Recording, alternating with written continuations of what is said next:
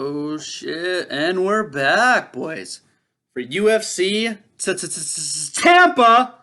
Even though the New Orleans Saints just thrashed the Tampa Bay Bucks, we'll still have a fight there, anyways. Before we get to that, let's get into some news and whatnot from around the block. So apparently, Jon Jones is just feuding with everybody. He was going at Chris Weidman, which, I mean, doesn't really make a lot of sense considering Chris Weidman still has to get past Dominic Reyes. Now he's going at Izzy, Israel Adesanya, talking about Dragon Ball Z's and calling him a f***ing nerd. so funny. But anyways, I don't know what he says. He's not going to. Jon Jones says he's not going to fight him. He's reluctant to give him a fight, says he's going to be up at heavyweight by the time Israel's ready to move up to 205, but then keeps going back at him, which I think is funny on Twitter and whatnot. Whatever, man. Keep doing it. But it's just weird. And the Chris Weidman thing, I mean, he hasn't even fought at 205 yet. Chris Weidman's talking about, well, I ended on Anderson Silva's reign. Like, cool, Anderson Silva was also 40. Jon Jones is 33. He'll be 34, 35 by the time you fight him. It ain't going to matter. And when it comes to Izzy, I think Israel's too small. I really, really do. I mean, unless he gets on the same weight training program that Jon Jones is on and blows up to 225, takes some tainted supplements, has some picograms, actually gets his picograms all in line, then let's talk about it. Till then, though, he's too skinny, he's too small. And people say Jon Jones has chicken legs. That's the only thing that's small about him. Other than that kid is huge up top. DC even said he's stronger than he looks, and when he pushes people around, they're not ready for it. That his strength is deceiving. And it's funny. But Colby Covington and Kamaru Usman, since the last time I did an MMA show, they're fighting at UFC 245 with Amanda Nunes and Max. So that'll be cool. 3 title fights, a year-end show. I'm excited about that. Let's go fucking Kobe, baby. Oh, man. Dude, UFC Tampa. So there's some drama with the main event. Joanna said that she couldn't make weight, allegedly, a couple days ago to the UFC. The UFC tried to get Michelle to take either a catchweight bout and she said no, or to find another person, she said no, which is kind of a bitch-made move, if you ask me. She said, this is what she said. I'm fighting at 115 to fight who's the champ? Oh, Weili Zhang. Not Valentina Shevchenko. I'm not taking a 120-pound catch weight. It doesn't fucking matter. You'd still fight for a strawweight belt. Are you dumb? Yoel Romero missed weight twice and still fought for a middleweight championship. If you come in on weight, or if the catch weight is agreed upon and it's not your fault, the UFC's not going to look at it like, well, that's a flyweight win. She can't fight Valentina, so it looks like she's going to get a title shot. That's not how it looks. And Michelle Waterson, in case you didn't know, you're not next.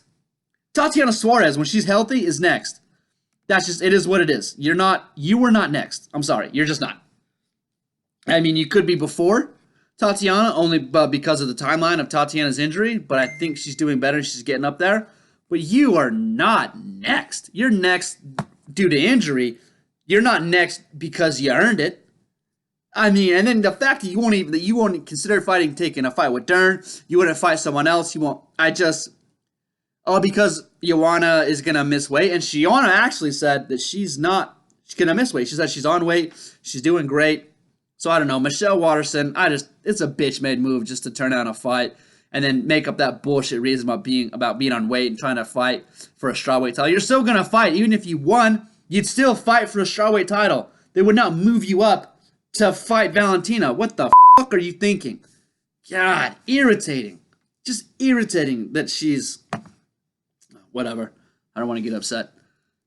Ugh, God. Anyways. Oh, shit. King Molu Wall's back. He's going to fight at Bellator 233 for the final, air quotations, MMA bout. We'll see, because everyone who retires in MMA comes back. Dude. It's been... Oh, I guess we got to get into UFC 243. Main card, kind of a snoozer. I'm not going to lie to you. It didn't blow your hair back. I'm not going to lie. It was very pedestrian. Am I upset I paid $60 for it? A little bit, yeah. Should have just fucking streamed it like I normally do. Nadia Kasim lost. She's probably out of the UFC, to be honest. Megan Anderson came through. First round triangle choke. Fantastic. I didn't think she had that grappling. She looked phenomenal at home. I'm mad. She's a little upset she didn't get a bonus, and she was on the prelims when it was in Australia. Whatever. Her fight was definitely more exciting than Diego Lima, the JUCO, whatever. Or the Luke Jumo or whatever. I can't pronounce his name. That fight should have been on the prelims, and Megan Anderson should have been up, but she won. Jake Matthews won, so that was cool. Dude, vicious KO. Jurgen De Castro killed Justin Tafa. That fight was, as long as it lasted, was pretty fun, and he just slept him. Diego Lima, split decision, whatever. He wasn't impressive. Sergey Spivak. He choked Tai Tuivasa unconscious with an arm triangle. Wasn't that impressive. Tai, I don't know, man. He has no technique. He can't really, I mean, he did good. He got up a couple times, but then he got tired. Said this is the first time doing strength and conditioning, which, I mean, you can tell he was improved, but I don't know if he's improved to the UFC level. I think they should send him down to LFA or somewhere else, let him get a little more experience, let him get a training regimen more regularly, and then bring him back. Dan Hooker dominated Ally Quinta, which I didn't see. I picked Ally Quinta just because I thought he was going to win. Dan Hooker came in and said, check this out, and just beat his ass and dominated him for 15 minutes. And then Israel Adesanya beat Robert Whittaker, knocked him out in the second round. This was tough, man. I love Robert Whittaker. And everyone who's saying Robert Whittaker is done, shut the up. That's the first time my man's lost at middleweight. So let's calm the down a little bit. And I don't think Israel Adesanya is that much better. I think that it was Robert Whittaker feeling the effects of taking 19 months off due to injury and then coming back to fighting one of the best fighters in the world. Israel came out different than I thought. I thought he'd look to put the pressure on Robert Whittaker because of the layoff and kind of get him out like what he did Kelvin Gastelum. He didn't. He counterstruck very, very effectively. I mean, I couldn't. Watching it, I was just like, I can't believe this is happening. I cannot believe he's taking this approach. And it worked. He did phenomenal. He knocked him out in the second round. Brutal, too. It was vicious. I didn't see that. I was impressed. And Izzy said his next fight is going to be against Paulo Costa. So that'll be interesting. And Paulo Costa could knock him out with one punch, but also, can Paulo Costa go 5 hard rounds? I have no idea. He slowed down, against Yoel Romero. Not as much as Yoel. And the third round, he looked fresh. So, but that's the third round. Fighting Yoel Romero, who is a blitz fighter, not a constant pressure fighter. But I will give Paulo Costa his due. He paced himself phenomenally against Yoel Romero. He had the pressure on him. He was in his face the entire time.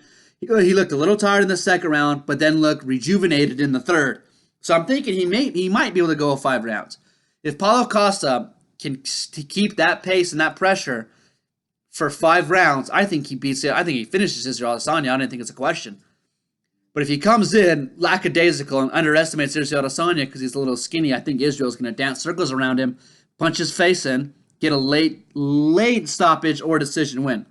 I'm hoping that Paulo Costa's getting into even better shape, gets on some of those Mexican supplements, and and he gets his conditioning better, maybe a little EPO. Talk to my guy TJ Dillashaw. And before USADA gets him, wins a title, and I can talk shit about it, Israel Adesanya losing. All right, that's enough about that. Let's go UFC Tampa. All right, we're going to go through just real quick the prelims. I'm just going to pick winners, and then we'll go more in depth on the main card. All right, JJ Aldridge is fighting Lauren Mueller. Oh, man, this fight's going to be tough for me. Gun to my head, I'm going Lauren Mueller. I'm just going Lauren Mueller because of the grappling. Marvin Vettori versus Andrew Sanchez. Easy. Marvin Vettori because I hate Andrew Sanchez. Miguel Beza versus Hector Aldana. Let's go Hector Aldana, baby. Marlon Vera versus Andre Ewell. Marlon Vera. Davison Figueiredo versus Tim Elliott. Tim Elliott. Max Griffin, Alex Morono. Oh, this fight. Ooh, this fight's going to be wild, boys. This is a sleeper for fight of the night. Oh, give me Max Griffin in that, though, for sure. All right, light heavyweight. Ryan Spann versus Devin Clark. Why are we even talking about this? That's Ryan Spann all day. AD all day. All right, Nico Price versus James Vick. James Vick going up to welterweight after begging top 10 lightweights to fight him, claiming they were afraid to fight him. He lost all 3 of his top 10 lightweight fights. Justin Gaethje murdered his ass in under a minute. Paul Felder beat his ass from pillar to post for 15 minutes. And then Dan Hooker knocked him out in 2.5 minutes. The boy does not belong at the top. Guess what happened? My man is moving back to welterweight. Oh, sucks though, because he drew Nico Price. Nico Price, I believe, is coming off of a loss as well. Yeah, to Jeff Neal. UFC 240, that was in July. All right, I like that time off for Nico. He was fighting pretty regularly there for a second. Ooh, I'm gonna go Nico Price. I think he starts too quick for James Vick. I think James Vick takes a little time to settle in, and I think that's why Dan Hooker knocked him out so quick, and why Justin Gaethje was able to knock him out so quick. Not a fast starter, where Nico Price gets in to handle business and collect a bonus. So between Max Griffin and Alex Morono and Nico Price versus James Vick, those are 2 sleepers for fight of the nights. But I got Nico Price. I got Nico Price by first round finish. I think James Vick has been overrated since he called out the top 10 saying they were scared of him. So later, buddy. Okay. Middleweight. Main card. My guy, Eric Anders, former linebacker for the 2009 National Championship team at the University of Alabama. Roll Tide! Woo! All right, he's fighting Gerald Meerschaert. Oh man, this fight's gonna be interesting because Eric Anders does tend, if you put the pressure on him and put a kind of a pace on him, he does tend to tire. I've seen it happen multiple times. And Gerald Meerschaert also doesn't have the best conditioning, but he's got the submissions where I feel like Eric Anders doesn't. Eric Anders is decent at MMA, whereas Gerald Meerschaert specializes, I guess, more on the ground. He has decent striking. I wouldn't say it's up to the level of, as far as power, as Eric Anders. I think neither one of them have tremendous technique, but I think Eric Anders has the power advantage. Gerald Meerschaert has the grappling advantage. But I feel like Eric Anders, dropping back down to middleweight, if he makes weight and he looks and he's in a decent shape, I think he can win a decision. Hold him off, land some strikes, and use his footwork, his movement, stay on the outside, and try to either finish Gerald Meerschaert with strikes or try to get a decision with the strikes, but do not engage and let him take you down. So I feel like if Gerald Meerschaert takes him down, Eric Anders isn't going to get up. And by the third round, he's going to be so exhausted, his chin's going to be open for a choke or one of his limbs. Next fight is Matt the Steamroller Frivola from my guy, Ray Longo, against Luis Violent Bob Ross Pena. This fight, I feel like it's going to be entertaining, but I don't know if either one of them has the pace, pressure, and power to put on a fight of the night performance. Matt Frivola really is, he's well-rounded in everything, which is phenomenal. He's insane. Luis Pena, man, his striking's been getting better. He does have a 6-inch reach and height, I believe. But I've seen him get tired. I've seen him get tired before. I've seen him not give up, but just not try his hardest to win. Where Matt Frivola is on you every second of that fight. He is trying to win. But I feel like Luis Pena might have an advantage in the submission game. Maybe not on the ground and overall, but in a submission game, I feel like Luis Pena can get the win. I was going Luis Pena up until right now, when I just started evaluating it in my head. I'm going to go with the Steamroller Frivola. I think he wins by decision. I mean, Luis Pena, he's going to get better. He's training at AKA, but I just feel like Matt Frivola is just too good everywhere to get caught in something silly. Ray Longo's going to have him prepared, disciplined, and ready. And I feel like with the Ally Quinta loss that he's going to be even more motivated, Matt Frivola is, to get in there and get a win for the team. So yeah, I'm changing my pick on the fly. Steamroller for Vola. Let's get it, boys. Oh, shit. Here is my favorite fight on the card. The return of Mackenzie Dern versus Amanda Rebus. Amanda Rebus, in her own right, is also a cutie. I'm not going to lie to you. She is adorable. But Mackenzie Dern is hot as fuck. I'm not even going to bleep that out because, oh my God.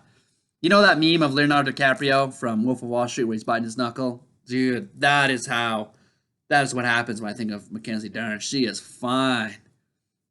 She's had a kid. Doesn't matter. She's still fine as hell. She said the weight cut is actually easier after having a kid, which I don't know how that works, but whatever. But Mackenzie Dern, Amanda Rebus. Amanda Rebus has 6 finishes, 3 submissions, 3 TKOs.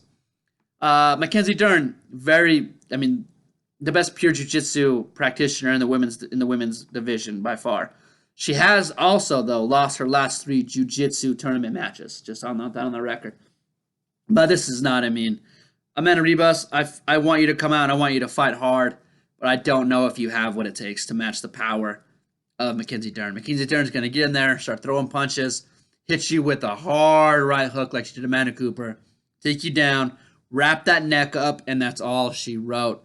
Give me Mackenzie Dern by some kind of submission, and I'm going to go choke. I'm going to go choke.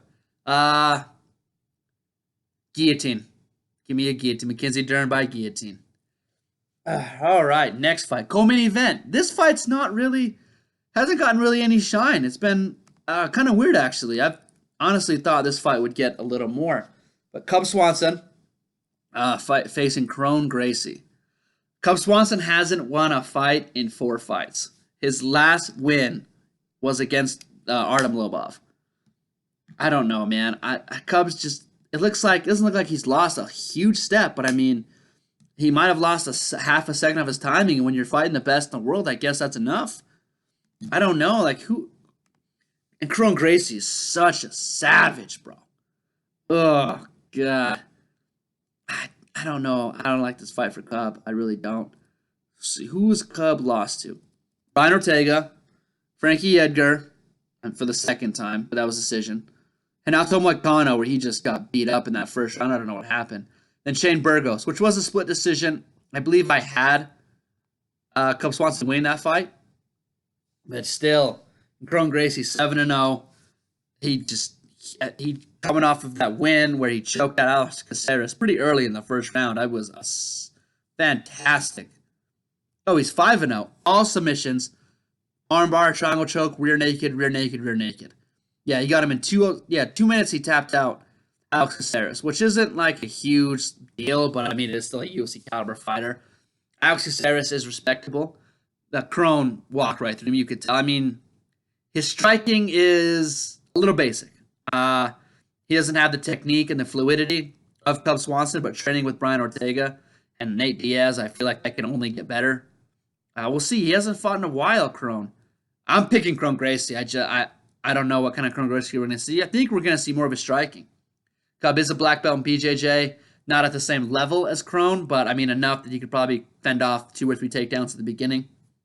But I got Kron Gracie by a second-round submission. I don't see how Cub Swanson escapes that. If Brian Ortega wrapped him up, Kron Gracie's going to wrap him up. Maybe quicker, maybe even more devastating. But give me Kron by submission, but I think Kron's going to get tested here. And I think this is really going to open people's eyes to just exactly how good Kron Gracie really is. So that'll be fun. Main event, if it happens, allegedly.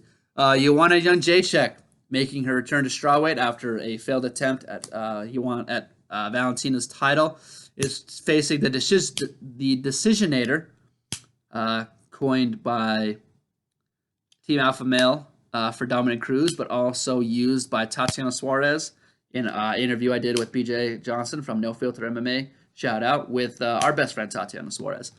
Michelle Watterson decisions people. Her wrestling's been getting better. The way who is she? She just threw around some girl. And it was shocked. Oh, Courtney Casey. Yeah, when she beat Courtney Casey, I was shocked that she was able to throw Courtney Casey around like that. Courtney Casey, a big girl. for that weight class, and she's able to throw her around, get the takedowns. She has 3 wins in a row. Courtney Casey, Felice Herring, Karolina Kowalkiewicz, all by decision, all heavily wrestling influenced. Her striking is very basic, no power. I don't know how Michelle Waterson wins this fight. I just don't see it. I mean, I wasn't going to say other than the wrestling, but even then, Joanna is just going to get back up. No one can take her down or hold her down. I mean, Val did it a little bit, but not to the extent. No, but I mean, Michelle Waterson's not Valentina.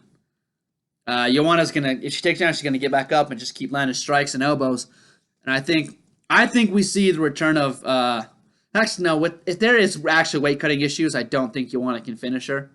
If that was just BS and there's not really any issues and she comes in good shape and clean, then I think she can finish Michelle. But if the weights are true and she's more focused on the weight cut, I think it's going to be a classic decision, Joanna style, where she just gets in there, batters her, rearranges her face, and gets the decision win. Wild. I can't wait for this card. This card actually to me is probably outside of the main event of UFC 243. This card's deeper than that fight. It's on Saturday, I believe. Yeah. It's on Saturday, and I don't know if it's on ESPN. I'm pretty sure it's on ESPN Plus. Yeah, ESPN Plus 19. It's gonna be awesome, man. I can't wait. Joanna's my favorite female fighter. I mean, second all time to the great Ronda Rousey. That's really all I got today, guys. We'll be back next week with a recap show, and we're going to preview Reyes versus Weidman, the Boston show. Ooh, here's a little teaser for you. I have a Chris Weidman comparison to a borderline Hall of Fame NFL player in terms of legacy and career. We're going to put it on the website. I'm going to write a article about it on oneupmma.com. Check that out for all your news, breakdowns. I do daily breakdowns of the fight cards, one main card fight every day for the 5 days leading up to it. It's going to be fantastic. Just check in with me next week, and we'll get that. Thanks for listening. Make sure you like and subscribe on Spotify and iTunes. Apple Podcasts, baby. Let's get it. Just remember, in the world, there are winners and there are losers. And here at Winning, that's all we do.